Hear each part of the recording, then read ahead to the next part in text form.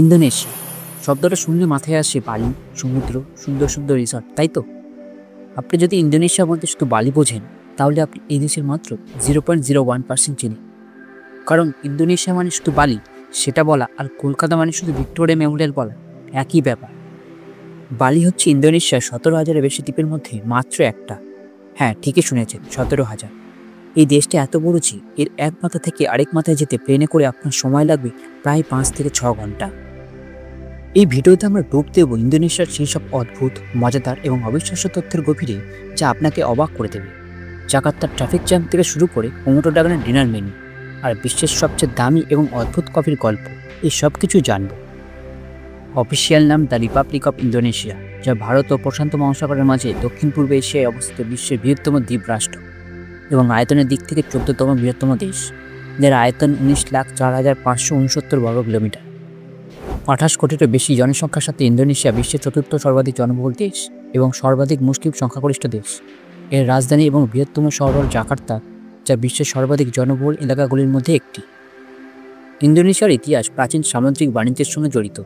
প্রাচীনকালে শ্রীবিজয় ও মজাপাহিত সাম্রাজ্য দক্ষিণ পূর্ব এশিয়ার বাণিজ্য ও সংস্কৃতির বিকাশ ঘটায়। 15 শতকে ইসলাম প্রবেশ করে এবং দ্রুত বিস্তার লাভ করে। 16 শতকে ইউরোপীয় শক্তিগুলি, বিশেষ করে ডাচরা, ভারতের মতো ইন্দোনেশিয়াতেও আসে এবং ধীরে ধীরে উপনিবেশ গঠন করে। প্রায় 3 শতাব্দী ধরে নেদারল্যান্ডস ইন্দোনেশিয়াকে শাসন করতে থাকে। দ্বিতীয় বিশ্বযুদ্ধে জাপানের দখলের পর দেশটি আবার ডাচদের হাতে ফিরে গেলেও 1945 সালে 17 আগস্ট সুকর্ণ ও মোহাম্মদ হাত্তার নেতৃত্বে স্বাধীনতা ঘোষণা করা হয়। অবশেষে 1949 সালে তা আন্তর্জাতিকভাবে স্বীকৃতি পায়। এখানে 300-এর বেশি আলাদা জাতিগোষ্ঠী আছে এবং ভাষার সংখ্যা 700-এরও বেশি। সবচেয়ে প্রচলিত ভাষা হলো বাহাসা ইন্দোনেশিয়া, সেটাই তাদের সরকারি ভাষা। এদের সংস্কৃতিতে ভারতীয়, চীনা, মধ্যপ্রাচ্য এবং ইউরোপীয় প্রভাব গভীরভাবে রয়েছে। ঐতিহ্যবাহী নাচ, সঙ্গীত, পোশাক ও উৎসবগুলিতে এই সংস্কৃতির ছাপ স্পষ্টভাবে দেখা যায়। ইন্দোনেশিয়ার জঙ্গল আর সমুদ্র হলো জীববৈচিত্র্যের খনি। এখানে এমন সব প্রাণী আছে যা আর কোথাও পাবেন না, যেমন ধরুন ওরাংওটাং। এছাড়াও এমন এক প্রাণী আছে যাকে দেখলে মনে হবে ডাইনোসররা এখনও বিলুপ্ত হয়নি। সেটি হলো কোমোডো ড্রাগন, পৃথিবীর বৃহত্তম গিরগিটি। লম্বায় এরা 10 ফুট পর্যন্ত হতে পারে এবং শুধু বড় নয়, ভয়ঙ্কর। এদের কামড়ে বিষ এতটাই যে একটা আস্ত হরিণ, এমনকি মহিষও শিকার করে খেয়ে ফেলে। এরা শুধু ইন্দোনেশিয়ার কোমোডো, রিঙ্কা, ফ্লোরেন্স এই কয়েকটি দ্বীপেই থাকে। যদি আপনি ইন্দোনেশিয়ায় গিয়ে নাসি গোরেং না খান, তাহলে আপনার যাওয়াই বৃথা। এটা ওদের জাতীয় খাবার। সোজা কথায় ফ্রাইড রাইস, কিন্তু সাধারণ ফ্রাইড রাইস নয়, মিষ্টি সয়া সস, মশলা আর উপরে একটা পোজ দিয়ে। ওরা এটা ব্রেকফাস্ট, লাঞ্চ, ডিনার যে কোনো সময় খেয়ে থাকে। এছাড়াও আছে সাথে রেন্ডাং ইত্যাদি। তবে ইন্দোনেশিয়ার সবচেয়ে বিখ্যাত এবং অদ্ভুত খাবারটা কোনো খাবার নয়, এটা একটা পানীয়। এর নাম কোপি লুওয়াক। এটা পৃথিবীর সবচেয়ে দামি কফি। এক কাপের দাম প্রায় 3,000 থেকে 8,000 টাকা। ইন্দোনেশিয়াকে বুঝতে হলে এর দুটো চেহারাকে বুঝতে হবে, এক জাকার্তা আর 2 বালি। একদিকে দেশের রাজধানী শহর জাকার্তা, যেখানে এত ট্রাফিক জ্যাম হয় যে লোকে মজা করে বলে জাকার্তায় আপনি আপনার জীবনের একটা বড় অংশ গাড়ির ভিতরে কাটাবেন।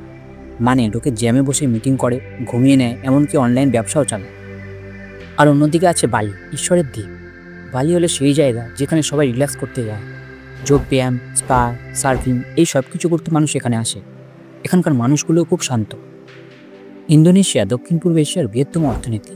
দেশের প্রধান শিল্পগুলির মধ্যে রয়েছে পাম তেল, প্রাকৃতিক গ্যাস, কয়লা, টেক্সটাইল এবং পর্যটন। কৃষি ও মৎস্য শিল্পও ব্যাপক। দেশটি এশিয়ান সদস্য হিসেবে আঞ্চলিক অর্থনৈতিক সহযোগিতায় গুরুত্বপূর্ণ ভূমিকা রাখে। সাম্প্রতিক দশকে ডিজিটাল অর্থনীতি, স্টার্ট আপ এবং প্রযুক্তি খাতে দেশটি দ্রুত অগ্রসর হচ্ছে। জাকার্তা, সুরাবায়া, মেদান শহরগুলো দেশের প্রধান অর্থনৈতিক কেন্দ্র। পর্যটন গন্তব্যগুলির মধ্যে ইন্দোনেশিয়া অন্যতম। বালির সূর্যাস্ত, জাকার্তার ঐতিহাসিক মন্দির, কোমোডো দ্বীপের ড্রাগন ও রাজা আম্পাতের জলের নিচে স্বর্গ, প্রত্যেকটি স্থানই বিশ্ব পর্যটকদের মন জয় করে নেয়। বছরে প্রায় 20 মিলিয়নের বেশি বিদেশি পর্যটক ইন্দোনেশিয়া ভ্রমণ করেন। পর্যটন খাত দেশের বৈদেশিক মুদ্রার অন্যতম বড় উৎস। এটা শুধু 17,000 দ্বীপের একটা দেশ নয়, এটা 17,000 গল্পের একটা বই। এটা এমন একটা জায়গা যেখানে চরম বিশৃঙ্খলা আর পরম শান্তি হাতে হাত ধরে চলে, যেখানে আগ্নেয়গিরির আগুন আর সমুদ্রের জল একসাথে খেলা করে। এটা এমন একটা দেশ যা আপনাকে প্রতি মুহূর্তে অবাক করবে, কখনো হাসাবে, কখনো ভয় দেখাবে, কিন্তু কখনোই বোর হতে দেবে না। তাই পরের বার যখন কেউ ইন্দোনেশিয়া বলবে, তখন শুধু বালির কথা ভাববেন না, ওই বিশাল, অদ্ভুত আর অবিশ্বাস্য সুন্দর দেশটার কথা ভাববেন। আজকের জন্য এইটুকুই। ইন্দোনেশিয়ার কোন তথ্যটা আপনার সবচেয়ে অবাক করলো নিচে কমেন্ট করে জানান। আর যদি এই ভিডিওটি ভালো লেগে থাকে তাহলে চ্যানেলটাকে সাবস্ক্রাইব করতে ভুলবেন না। ধন্যবাদ।